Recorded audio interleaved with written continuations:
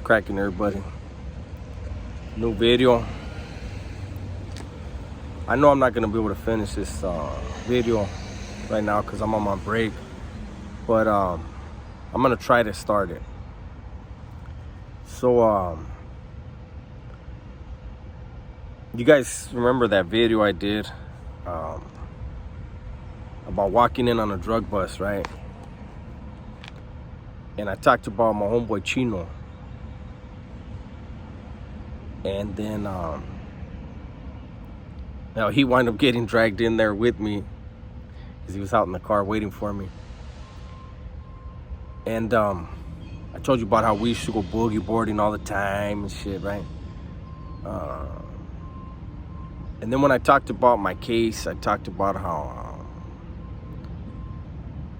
Chino is one of the very, very few, I think there was only 2 of my crimies that was talked to and that didn't give me up. Well, I remember I was in the county jail after I got busted, right? And I only called Chino's pad a few times, 4 or 5 times maybe. And one of the times that I called him, he said, "Hey, Holmes, can I ask you a question?" And I said, "Yeah, what's up?" I had a feeling. I already kind of knew what he wanted to ask me. Because, like, in my neighborhood, I was the one that started my clique, right? He was from our clique. And he said, "Hey, Holmes, look, I wanted to ask you if it's cool if I don't even fucking run around with the homies anymore." He said, "You know, you started our clique. And them motherfuckers dimed on you quick as fuck." He goes, "So imagine what they'll do to me." And I told him, "Hey, Holmes, you got my blessings, eh? You know, you were, you know, around when it happened. You never said nothing. You know, do your thing, eh? Enjoy your life." And he's like, "All right, gracias."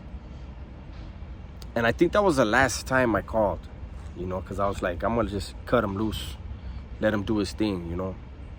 But I did tell him, if anybody trips on you and anybody in the neighborhood sweats you, tell him to get at me, Holmes. I got you. And then, like I said, I cut him loose. Never called again. Never wrote, nothing. Wow. It turns out, you know, it's weird how life works, man. You know, I went into hell. Chino stayed on the streets doing his thing.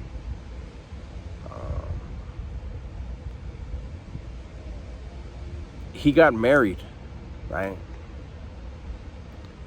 And had some kids.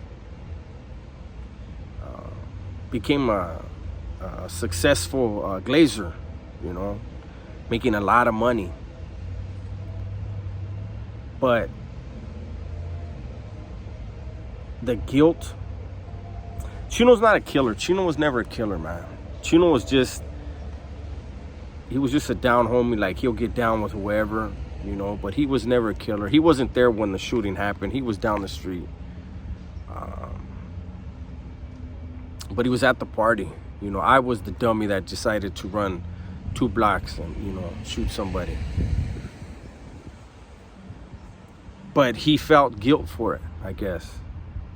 And more than that, you know, he was like my brother, and he felt guilt that, you know, my brother's gone, you know, my homeboy, you know, the one I was closest to is gone. And so, even though, like I said, he became successful in a career and, you know, got married and had some beautiful children, initially Chino got into the church and, you know, was deeply into the church and, you know, doing well, but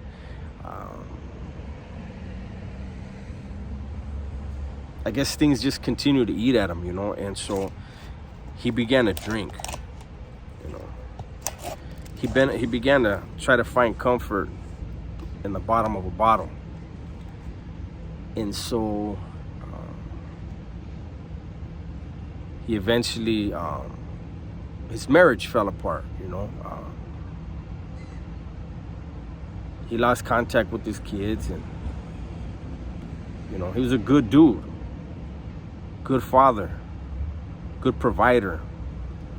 But he had demons within him that he was trying to wrestle. And instead of sticking to the church or, you know, being able to talk to someone, that's not how Chino is. You know, like I said, he would embrace the bottle and he would drink and just try to sleep through it. And then Chino wound up getting into another relationship and having a couple more kids, and you know, those demons just kept growing within him, you know. No matter how much he drank and no matter how much time passed, his demons weren't letting go. And I think it became where he wasn't letting go either, you know. I think maybe in some weird way there was comfort in that. I don't know. I can't wrap my head around it. But as you can imagine, you know, you can't drink that much. You can't wrestle with demons for that long and not have it all take a toll on you. You know.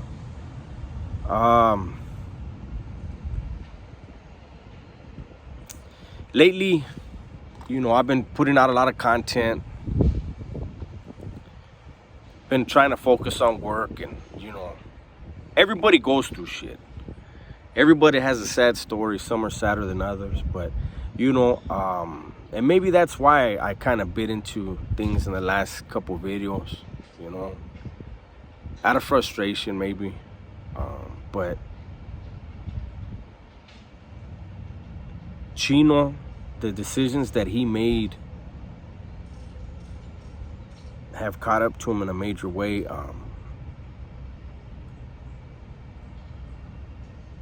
Chino is now in hospice care.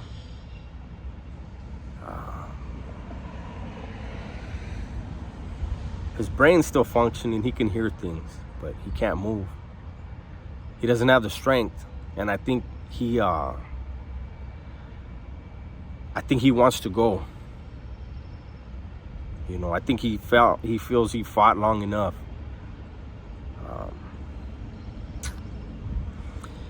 And all of us that love Chino are struggling really bad, you know. And so, those of you that have demons, I promise you, the solution isn't at the bottom of a bottle, man. Let the ones that love you, let them love you, man. Talk to them. Embrace them. Do something, man. Because this shit right here is rough. I don't think he's going to be around much longer at all. And that's a damn shame. You know? But remember, tell the ones that you love them, all right? With that, I'm out.